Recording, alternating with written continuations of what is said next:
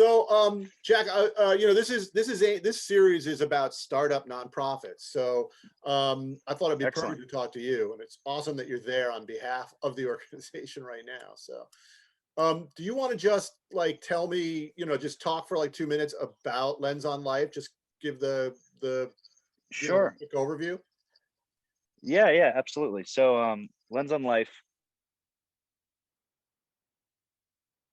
is in its, God, coming up on fourth year of operations, and it was founded by my brother and I. And right now, we're currently both in at our first location in Congo, where it all started in 2016. And we came to the Congo to teach teach a workshop to um, young people, teenage youth who were, internally displaced people in Eastern Congo and North Kivu who were former child soldiers or women who were victims of sexual violence.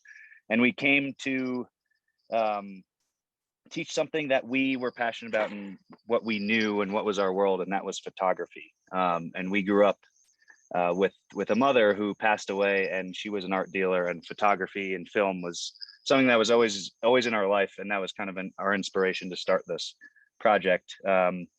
So we got to Congo in 2016. We taught a week-long workshop to the population I was just explaining, um, brought all their photographs back to the US, and within a year we had an auction and sold those photographs, and then pumped the money back into Congo to build a full-time school where we can continue doing this photography training full-time.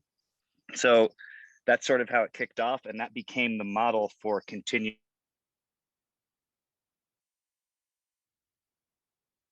to fundraise and grow and build other programs. And now we have another program in the Zaatari refugee Jordan, which started the same way. Round of work by the students to raise money to build a full-time school there. And then a year later, we did another one in Iraq, and then COVID hit. So we weren't able to go back and do continue our full-time work in that location, but that's definitely on the horizon. So in short, we provide photography, and that eventually grew into computer literacy training for at-risk youth in some of the world's most vulnerable areas. Eastern Congo and the Zaatari refugee camp in Jordan at the moment are the two full-time schools. That's the Wow, short of it. yeah, wow, that's fabulous. And we're talking today about communications and marketing, and it seems to me, in my experience with startups, that it really does. And you just talked about it. It really does come a lot of times from a personal story, a personal passion, something you've Sure. experienced, something that you really feel personally about that you want to change. And that, I think, goes into like how you communicate what the mission is. Did you go into this with a communications and marketing plan, or did you just kind of decide to tell your story? Yeah, it's a really good point. And my brother and I are we have two other full-time 9 to 5 jobs that pay the bills, and this is a full-time job in itself, and it's a labor of love, and it's passion, and we're obsessed with it. And it started with effort, and it started with being savvy and learning things along the way and hustling, and it did not even close to start with a marketing plan at all. And eventually that came, but once we knew we could spend time to think about planning, we did. But at first it was all getting it off the ground, and that was all. Who do we know? What are we good at? What direction can we go in? And comms was not at the front of it at all, but the effort and putting in good work and making sure that we were doing good work, because we both had worked with kids for years before, and we knew that we didn't want to be something that was pop up, that was kind of come and go, that didn't leave an impact. We knew that we needed something sustainable. So our priority was doing the work well first, and then letting everything follow, and just telling that story, which was partially our story, but it became quickly the story of the kids we were working with, and that eventually led to some type of plan down the road. But initially, it was a lot of hustling, and it was a lot of being savvy, and it was a lot of using our own networks. I saw you mentioned that, you mentioned that earlier. Anywhere we could look to get the word out, get the story out, and tell the story of the genuine work we were doing, we would use that.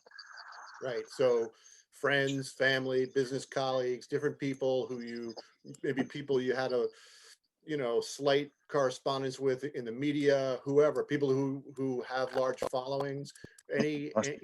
When you before you had a plan, I imagine it was going to those people and saying, "Hey, look what we're doing."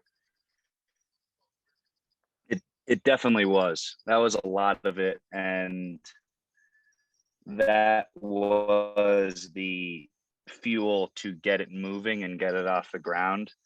Um, Before we were doing something valuable and good enough where, it kind theoretic, kind of as a metaphor, but not really. We started making cold calls. Literally, sometimes that was a cold call on the phone, or if it was just an email to a company, corporation, an influencer, someone. We said we have something to share. It's good enough. So let's start reaching quicker than we thought. But it came with confidence, and it came, like I said before, we felt that, and we do feel that the work is working. And with that came that ability to say, all right, let's just reach out to this random person or see who has this following. And that started to become that second wave of, okay, it's not just friends, it's not just family, it's not just business colleagues. There's other people who see it and they get hooked as well. Mm. And then, once obviously you led with the programmatic work and with your own passion. When you started to think about, hey, we need a bit of a plan for communications and marketing. You, of course, um, have gone through the program at Columbia and have definitely learned Yeah, yeah. some aspects of that as part of it.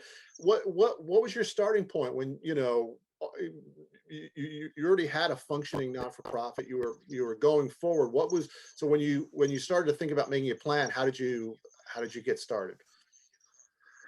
Well, I think, in during the program, we hear a lot about this thing called founder syndrome, and uh, feeling that you might be the only one who should be dealing with this thing that you created.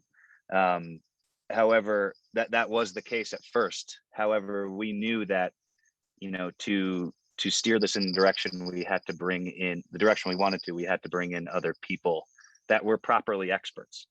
And being someone who went through the program, when I went through the communications and marketing course, which was prior to taking your capstone course, is when I reached out to someone who was volunteering for us teaching photography, who had an unbelievable eye and was working in the private sector and wanted to do some pro bono work with us.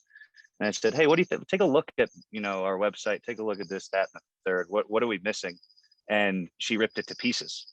And Mm, it was terrific. And that opened up this sort of idea that, wow, there's people who want to help, who are really talented, and we don't have to do everything ourselves.